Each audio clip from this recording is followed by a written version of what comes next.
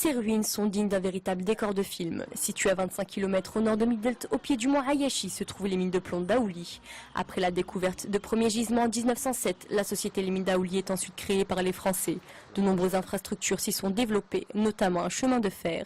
Un village est alors construit juste au-dessus de la mine pour abriter la main-d'œuvre. Après une mauvaise gestion des lieux à cause de la baisse du plomb dans les années 70, les friches industrielles sont abandonnées. Seuls quelques irréductibles villageois y vivent toujours.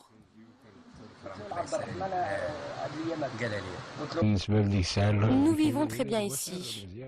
Quand nous sommes arrivés, nous étions encore jeunes. On ne manquait de rien.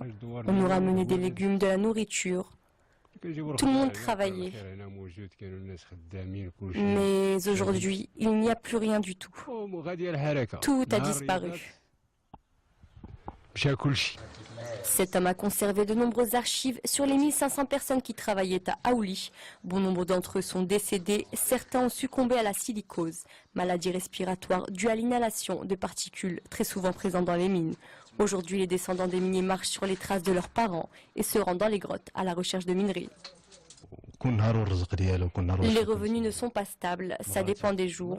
Parfois on gagne 50 ou 100 dirhams. Aujourd'hui par exemple, nous n'avons rien trouvé d'intéressant, donc cela ne nous rapportera rien du tout. Aujourd'hui, les gorges d'Aouli font office d'attraction touristique. Certains minéraux comme l'azurite, la cérusite ou encore l'aragonite y sont exploités. Même si le lieu a aujourd'hui des airs de ville fantôme, il n'en demeure pas moins que les mines d'Aouli restent un lieu chargé de mystère au cœur d'un paysage exceptionnel.